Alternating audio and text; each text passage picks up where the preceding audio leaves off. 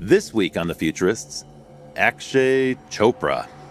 We're at an unprecedented time in human history, right? Never in our entire history as a species has there been a rival intelligence.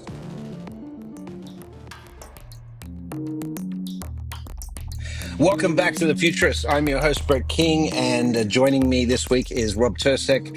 You know, this is great, Rob. We haven't done a show together for a couple of weeks, actually, have we? I know, my friend. Everybody's The busy. schedules haven't worked, but we've But still we've got had the some great content out. guests, so you missed a Yeah, few excellent absolutely. shows.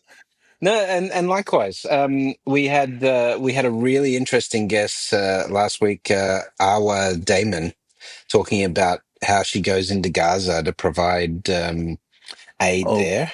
That was great. a really interesting show.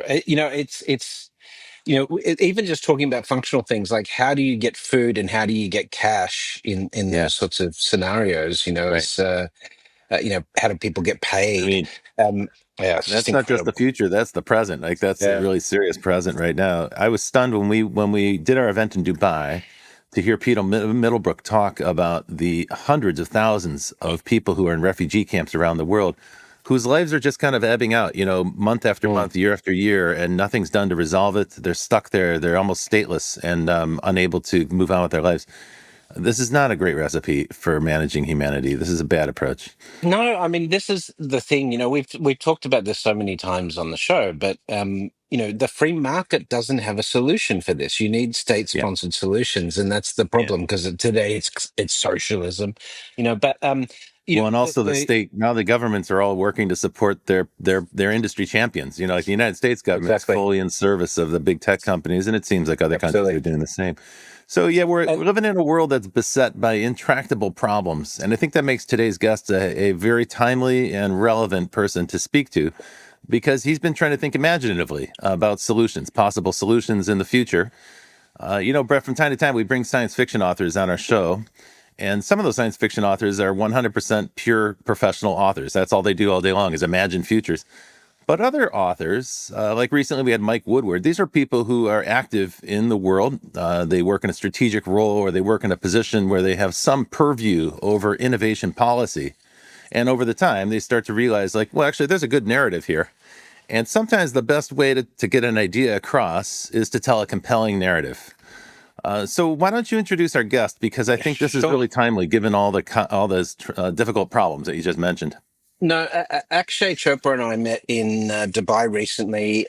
We were both at a Mastercard Edge event just a week after, or a couple of weeks after the Futurist X Summit, and I was introduced by a mutual friend, and we got into talking, and very quickly saw some alignment, i.e., with the futurist message and the work he's doing. He's Akshay's a fintech executive and a venture builder. He previously had founding roles at Genius and also at his own venture firm, 237 Ventures. He serves on several corporate and academic and advisory boards. He's also associated with the MENA FinTech Association. But as you said, this week we're here not to talk about his work with running technology solutions for Visa or any of those history, although I'm sure it will come up. We're here to talk about his new book, After Us, which After is yeah, it's a really interesting look at how a superintelligence might impact humanity, with both the positive and the negative side. The superintelligence in this case is called SUI. So, Akshay Chopra, welcome to The Futurists. Hi, Akshay.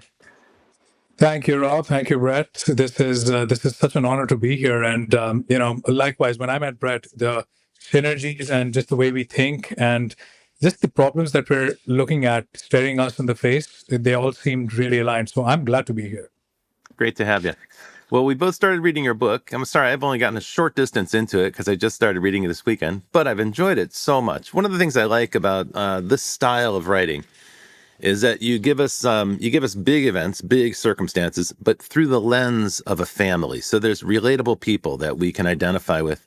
Actually, tell us a little bit about the book After Us. So, After Us, the full title is After Us, A Tale of Life Beyond Superintelligent AI. Mhm. Essentially, it imagines a world where a benevolent superintelligence has taken the reins. and it's benevolent. And it also is at a time when some other mega trends like gene editing, digital currencies, bioengineering, all of those things are coalescing into some super trends, which just go to the next level because of basically the ascendance of a sentient super intelligence. And as you very rightly said, Rob, the story is told through the eyes of three different families on how they kind of navigate this brave new world. So one family is a family of technocrats, basically, who influence this zeitgeist and who kind of build this future. The other family is kind of a very eclectic group of people who are in different walks of life and looking at the world in different ways and how it impacts them. And then there's a very bare, salt of the earth family in the Philippines and how it impacts them at a very grassroots level, all these changes. And it doesn't just look at what happens the day or the year where AGI and sentience happens, but it actually goes on a 400-year journey along what this world looks like. So yeah, it's expansive in terms of how That's a lot of I let the imagination play. But that's the beauty of writing a fiction. I mean, if I were restricting myself to a white paper or something, I would have had to limit things a lot. But I think fiction is a great medium to really let loose and explore. There's some great themes in this. Yeah, the super AI is not just a ASI; it's a quantum superintelligence. So means it's not only operates at the quantum level, but it can actively manipulate things at the quantum level. So, for example, one of the first themes you hear about in one of the first major things that SUI does as a superintelligence is stop reproduction. And you don't find out until later in the book that this is because it has control of our genes at the quantum level. So it's a really interesting concept. Certainly something that aligns with sort of the quantum consciousness theory and some of those things we talk about on the show, Rob. But it is and by the time SUI makes itself known to the world, it's already got control of these elements of human existence. So what you're saying, Brett, is that this super intelligence isn't just intelligent, it's also an intelligent designer. It can actually redesign at the molecular level. Have I got it right, Akshay? Nailed it, gentlemen. I mean, it's so beautiful to hear from others so perfectly the kind of things you were intending to convey. So yes, that's exactly right. It's working. It's working. Cool. So tell us, what was your intention when you wrote the book? What was your intention? Look, honestly, I mean, all of us know this, especially futurists, but we're at a unprecedented time in human history, right? Never in our entire history as a species has there been a rival intelligence, unless you count other hominids like the Neanderthals and what we did to them. Yeah. That's not a good story. Exactly, right? So we have never faced a moment like this where you're actually on a daily basis. Are we still the smartest? Are we still the smartest? You have to keep a check on that pulse. And I think we see literally the cusp of where things are going to go. And that's just AI, because then you have, people talking about longevity, escape velocity right around the corner, a mere decade or so away. We're talking about, and it's already happening. This is not science fiction, gene editing and bionics coming into a completely different level with Neuralink and with CRISPR and all these things. So this is probably going to be, in my opinion, the last decade, which feels kind of normal. Often you hear people talk like that about the 90s, but I think what the 2030s and beyond have to bring is something else. So that's one thing. Like, I felt really compelled to speculate as a technologist, as an innovation leader, but as a citizen of Earth, what that future may look like. Okay. And I think that. Sorry, go ahead, actually. Yeah, and I actually believe that, nobody is qualified enough to really say this is what's going to happen, right? Because the gulf between our intelligence and that of a super intelligence is so high, we can never understand what its true motivations, true goals and actions are going to be. Much like, my goldfish can't tell why I get up to half the things I do in the day. So I think any work about AI essentially is fiction, but by going down deliberately the route of fiction at this point, I really let myself go wild with some of this thinking. It's I do liberating, think isn't it? one of the really interesting themes of the story is something that's fairly predictable, is that there are groups of humans that aren't happy about having their lives run by an artificial superintelligence, even if that means, like living for hundreds of years, the elimination of poverty, the elimination of hunger, the elimination of refugees, as we were talking about earlier. Despite all of those things, there are groups of people who don't want, that to happen. And mainly, anyway. But this, it's interesting to see that even despite the fact that humans in this arena are intellectually well outclassed by this superintelligence, they still think that they've got a chance of stopping it. And I think that's one of the things we don't talk about with the alignment problem, is that once we have this level of automation integrated into our world, and we are barreling along at breakneck speed trying to make that happen. Once that superintelligence event occurs, then if we've got any regrets or we don't like the outcomes, is there actually going to be something we can do about it? That's sort of one of the really fundamental questions that comes through from the book. How do you address that in the book, actually? No, spot on. And so let's talk about, what exactly happens in the book is a large swath of mankind has accepted what SUI, the superintelligence, has to offer, both in terms of the compromises and the benefits. But there are still people who fundamentally disagree and they just don't like being under the yoke of another intelligence.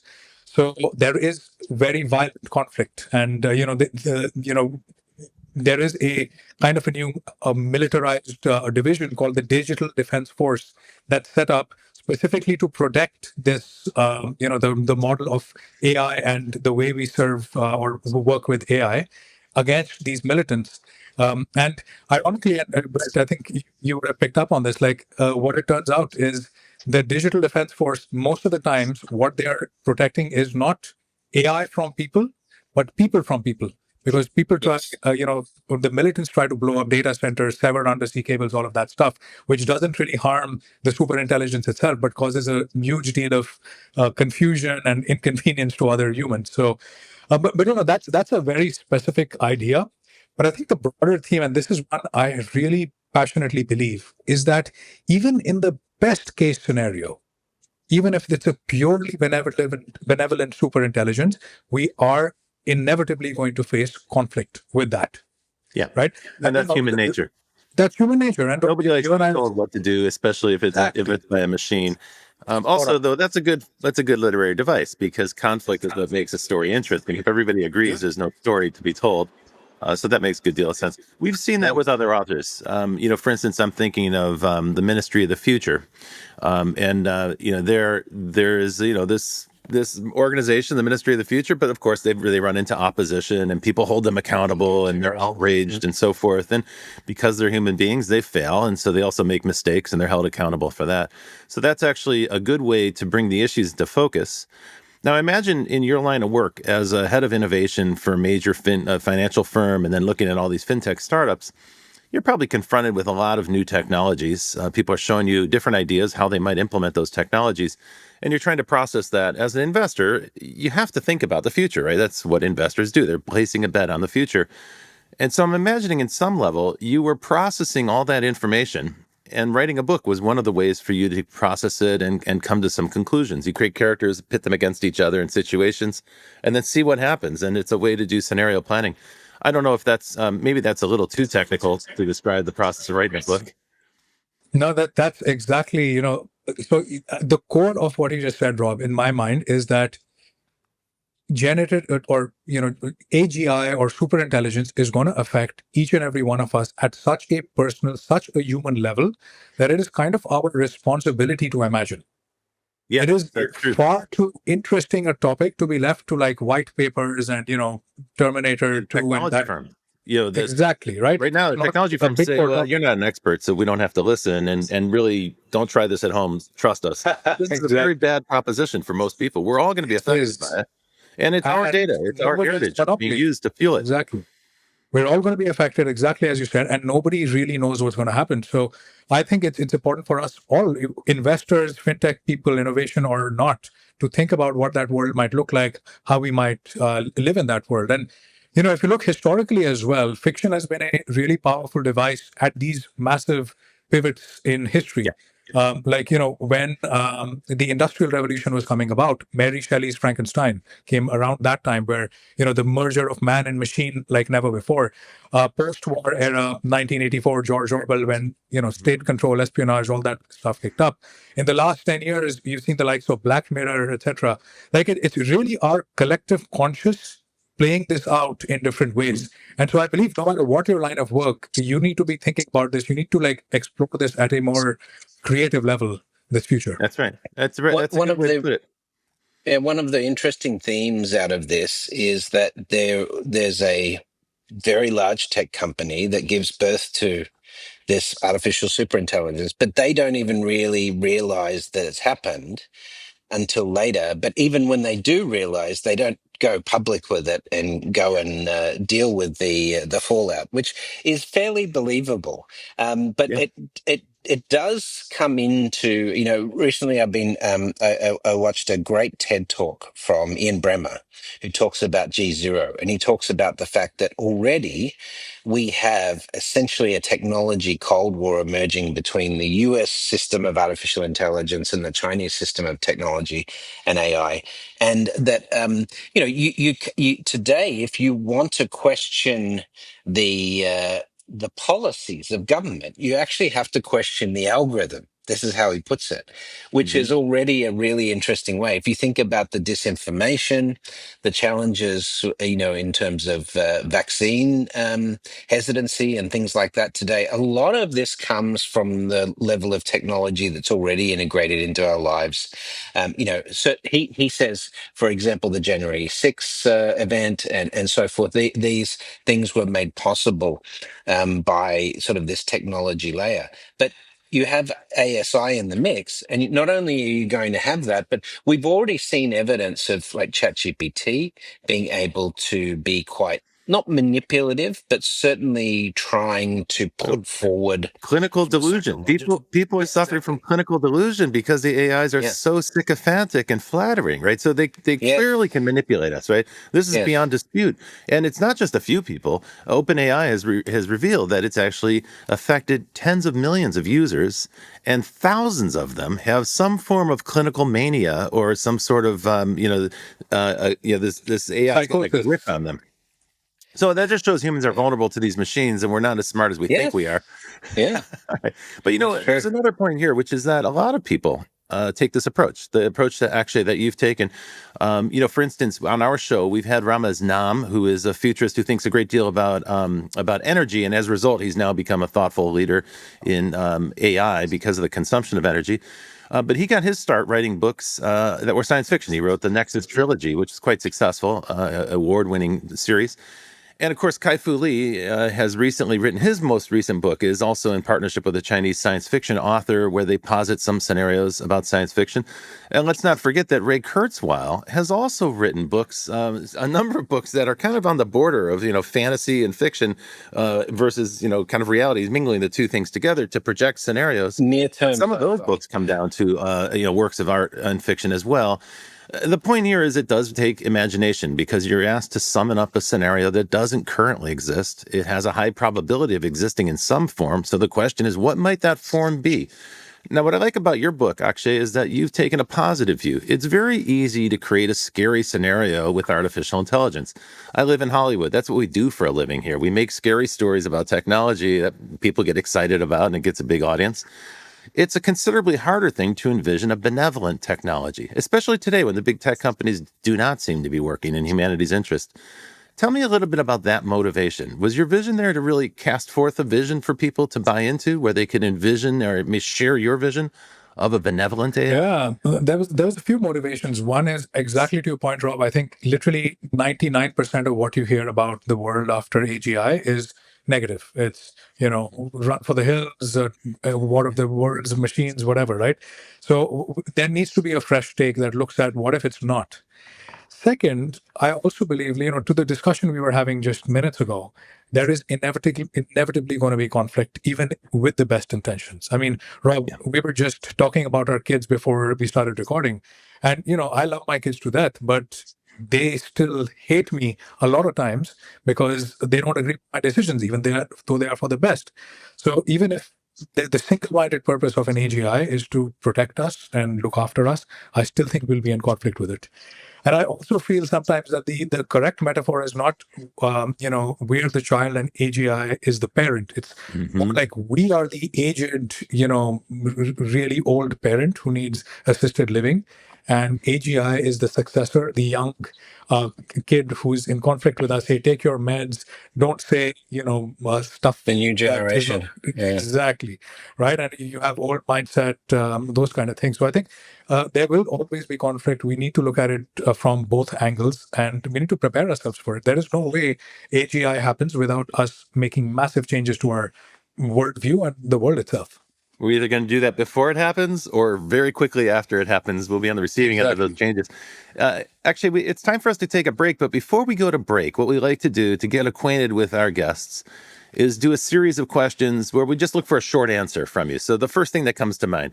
Now, Brett's going to administer this particular potion. He is the master of the lightning round. Okay, Akshay, what was the first science fiction you remember being exposed to on TV or media? My mother, even before I could read, she read to me A Clap of Thunder by Ray Bradbury. The butterfly effect and all of that changed my life right there. Very cool. Name a technology that you think has most changed humanity, apart from SUI. The internet. Okay. Is there a futurist or entrepreneur that has influenced you, and why? I honestly think Sam Altman. And the reason being that he is not too shackled by ethics. And so he's not influenced me in the positive way, but he really influenced me in terms of how things could go badly if we're not responsible with certain developments. Yeah, that's a good point. What's the best prediction or forecast an entrepreneur, futurist, or similar has made in your assessment? I'll probably start with one which I think McKinsey said in the early 2000s, that the internet is just going to be or the phones is just going to be a passing fad. So that's not the one. But I honestly believe, if you look at the classics like George Orwell, that really rings home in terms of, the he who controls history controls the future. Those kind of things really ring home for me. Just the sociological change that technology can engender. All right, now this might be a bit of a softball, but what science fiction story is most representative of the future that you hope for? That I hope for? That's a tough one. I will tell you there are a couple which really also had an influence on my own writing. And both are by Arthur C. Clarke. One is called Rendezvous with Rama, and the other one is called Childhood's End. Yes. And Childhood's End is probably the most underrated of his books, I feel. But it really it talks about humanity on the cusp of a next stage of civilization and how that comes about. And that's just mind-blowing. So I honestly think whether it's aliens or AGI or what it is, there will be a catalyst that takes us to that next level. I noticed that in the beginning of the book that you wrote. After Us starts with a bit of a nod to Childhood End, with that sort of ominous message from space. It's very similar to that beginning. At least it evoked that in me. Folks, you're listening to The Futurist. Our guest this week is Akshay Chopra. He's the author of After Us, and we're going to take a short break, but we're not going to go far, so stay tuned. We'll be back after this. Hey there, welcome back to The Futurist. I'm Rob Tercek with Brett King, and this week we're talking to Akshay Chopra, who's the author of a book called After Us. Now, actually, as it happens, I'm also reading a new book by Ian McEwan, What We Can Know. And in that book, that's set 100 years in the future. And one of the things that emerges over the course of that book is the notion that artificial intelligence was way too powerful for private corporations to control. And so that in that book, the premise is that AI is something that's controlled by government in a benevolent way, and people can only use it in limited ways and in certain times. Of course, we're all familiar with Dune, where AI was considered to be way too powerful, and so they eliminated it. Instead, they went kind of like a mnemonic or brain route with individual humans.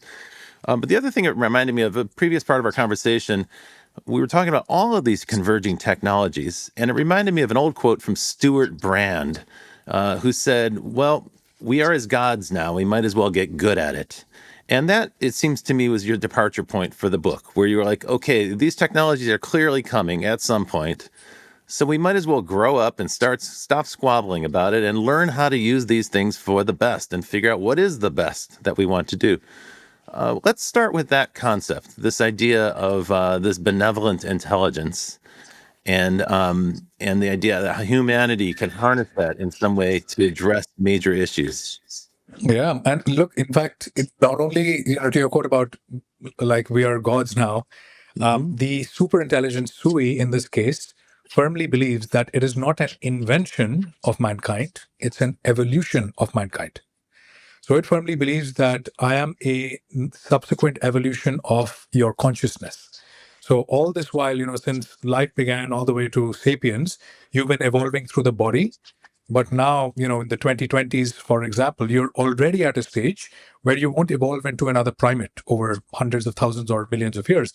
You're already, as a race, at a stage where you will evolve bionically via gene editing, via brain-computer interfaces, etc.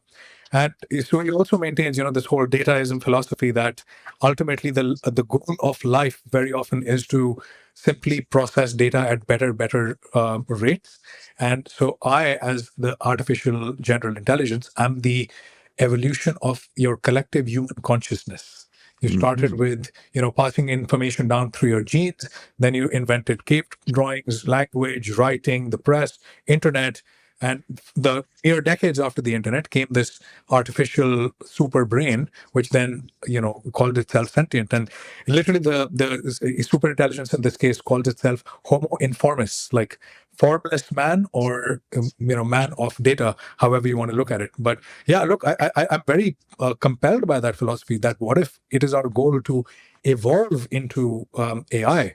If you look at any of the great science fiction works, like if they go really far out in the future, all of them get to a point where a civilization is not like individual beings like us, but beings of energy and light and knowledge. And what if that is, AI is kind of the step in that direction? So I found that very compelling, and I decided to double down on it. Cool. One of the ideas you introduce in the very beginning of the book is this idea of dataism, the idea that life is there to process data in a way to counteract entropy, I suppose, right? So those two forces. And then you also introduced the idea of panspermia. And why don't you tell us a little bit about that concept? Because I think that's an interesting one for our audience to hear about. Yeah, and not only is panspermia interesting, but I mean, if you're seeing the news even of late, there is so much compelling evidence, even as of this week, that it might be a reality. So panspermia is essentially the belief that life did not spontaneously arrive on Earth, but it actually travels the universe on asteroids, meteors, in seed forms, and when it lands in the right place, that reaction happens, and life essentially grows more complex. And what we're seeing already is, a lot of evidence for that. So in the last couple of weeks, there's been, tests on an asteroid called Bennu, Beenu, or Bennu. And what they found on it, it has the 14 of the 16 ingredients for RNA. It has a ribose acid. It has even certain structures which they have only so far observed at the bottom of Earth's oceans. So, and mainstream scientists believe that this is actually a chunk of a water world from far, far away that got obliterated and is just, traveling through space. And if something like that were to land on an early Earth, it would be the ingredient, the starting culture to get life going. So that's kind So of it's a like platform, yeah. it's like just add water. It's an instant soup mix for life. Exactly. Traveling around Oh, on asteroids. even they found organic components and what looks like primitive cellular structures on Mars recently through Precisely. Perseverance. So it seems like that when we look, the components for life are fairly common. Now, whether that evolves into intelligent life or civilizations is the debate. But, mathematically, you'd have to think that there are, statistically speaking, there would appear to be a fairly strong chance that there's other intelligences in the galaxy. Yeah. They just might not be recognizable by us as intelligent. Yeah. I mean, I'm thinking right now, I'm looking out the window at some trees, and you could make the case that trees are sentient. They're certainly aware of light and dark. They respond to seasons, seasonality, and temperature. So they are, in some response, they've got this ability to process stimuli from external stimuli. Is that consciousness? Hard to tell. I mean, honestly, sometimes it's hard to tell if other people are conscious if you've taught a class at the university level. Love it. Yeah. And look, if you combine this with, so the way I played around with this concept of panspermia is that, combine it with this whole dataism philosophy. And dataism essentially believes that, the purpose of the universe itself is to process data. And so when you combine that with panspermia, it basically means that the virus essentially that gets started, the creation of life, which is a really good information processing unit, travels through space. When it lands somewhere, life begins, and then it becomes more and more intelligent, and then it reaches a place where it gets overly curious about its surroundings, about its universe, about itself. And that's when it invents something like an AGI. And according to some schools of thought in that book, that actually leads to its own destruction. So the one other side of dataism is this infinite curiosity that can sometimes be self-deleting. But yeah, there's a lot to play around with there, and even now, like if you look at what's happening with 3i Atlas in space, right? And in 2017, there was another object called Oumuamua. Essentially, there are interstellar objects that we've been able to observe, which should have been, given what we know about space, around our neighborhood, but yet they are. And 3i Atlas actually has been making some really interesting turns and exhibiting behaviors that kind of lead a lot of people to believe that it's a probe or something from an intelligent civilization, including, I think, this one Harvard astrophysicist. Yeah. Exactly. So we live in interesting times, right? And I think I see the way you've been able to tie all those ends into your book. You touch on sometimes it's just a passing moment in the book, but it's like it feels like, oh, this guy's reading the same things I'm reading. You're aware of the same things. Yeah. Tell me about your literary diet. Where do you get your inspiration? You mentioned Arthur C. Clarke, which I love. I'm a huge fan. I grew up reading those books, and Ray Bradbury, my favorite science fiction author. But tell me other inspirations for this particular book. So, you believe it or not, I would say, my intellectual foundation came from sci-fi, but my more recent diet in the last maybe 7 or 8 years has been magical realism. So I would say my single biggest literary influence right now is Haruki Murakami, right? Oh, great. And Yes. Okay. I honestly believe, we love him, and he also blends in fantasy, a little bit of sci-fi, and just very mundane day-to-day human activities in this masterful way. And honestly, this is where I believe we are. Like, we are in this very mundane daily life, similar to what we have 4 or 5, 10 years ago. Yet you have this talking intelligence in your pocket, and you don't know where things are headed, and you have things going on in space which are upending everything we know about our existence. So I think we've also, while making the jump into the world of science fiction, we as a species are also living a magical realism life right now. It's pretty It's fantastic. interesting you bring him up because he writes about the extraordinary in the mundane. So the world of his stories, almost all of his books involve long stretches of very boring, scenes where nothing is happening, but he describes them in infinite amounts of detail. Like when the person comes home and is cleaning his house or unpacking his groceries or something, and it'll go on for pages and pages. And he's trying to create an effect by doing that, which is to sort of lull you into the complacency of the regular day, so that the weird moments when they occur, and in Murakami's book, there's a lot of weird moments, that they really stand out, right? Because you're kind of in this trance of the mundane, and then it's like, oh, wow, here's this weird moment. He's trying to wake us up to today. Like, this weirdness isn't some futuristic thing. It's around us right now. Now, a moment ago, Akshay, you said there are certain things we should be aware of right now in our mundane lives today, things that we should be doing today, not science fiction, not out in the future, but right now to protect ourselves. Tell me a little bit about that. Yeah, exactly. And this is more for the everyday person, right? Rather than the core sci-fi futurist. So I get asked this question a lot, should I be excited or should I be scared about the future with AI? And the answer is it honestly doesn't matter. The only thing that matters is that you're not ignorant, right? So there's so many reasons to not be ignorant about AI.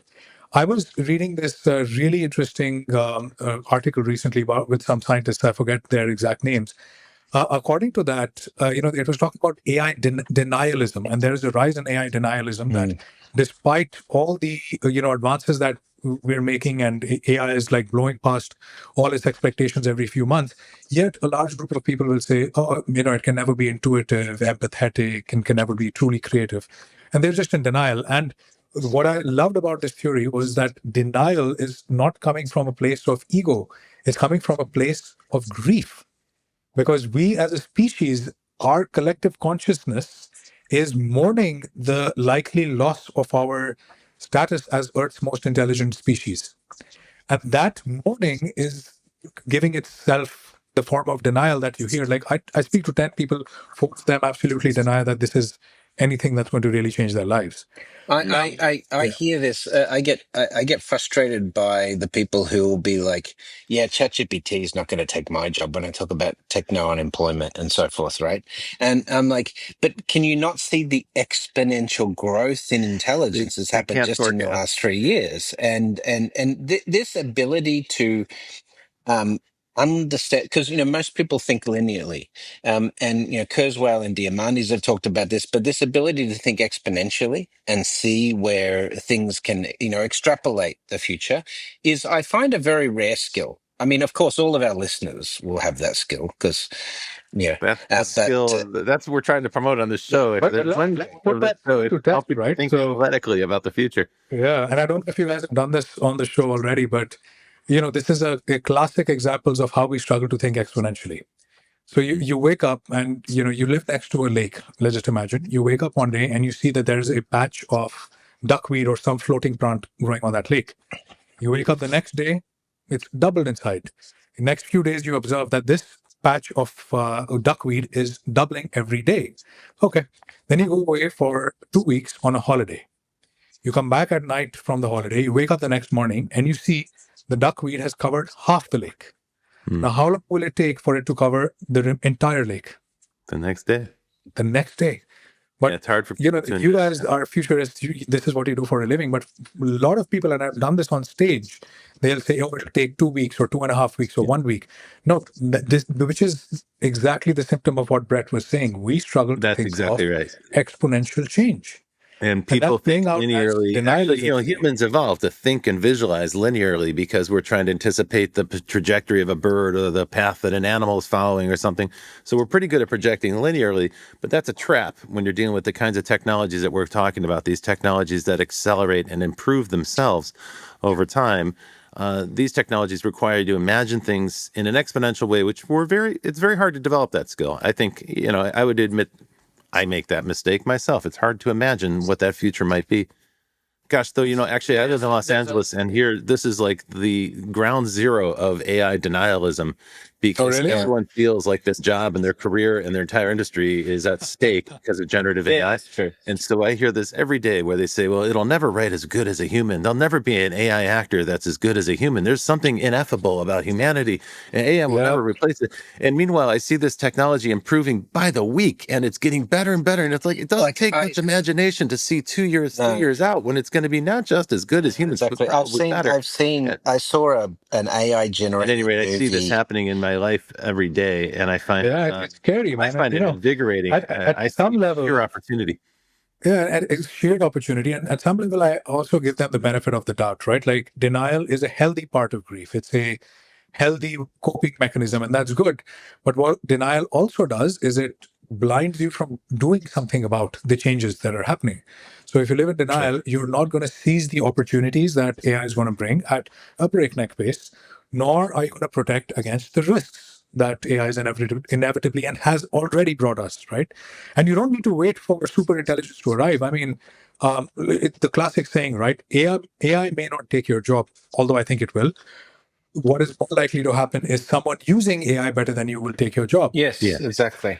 Right? I mean, that You've seems got pretty to evident. wake up to it. And When you say we are aligned to the need to protect ourselves, what should we protect ourselves from? What should we be concerned about? Love it. So I think in just the last 3 or 4 days, one of the U.S. government departments issued a notice about the rise of scams that are happening where someone gets a deep fake of their loved one in a kidnapped looking setting, and people are just wiring their money away immediately. I mean, AI powered deep fakes, AI powered scams are all over the place, right? And essentially, scammers now have superpowers because those shady looking emails and the typos, etc. You're not going to get that. You're going to get your loved one calling you in the middle of the night on video saying, I'm in trouble, wire me the money. So that is something you want to face today. And sometimes the solutions for these high-tech problems are super low-tech, like the family passcode, for example.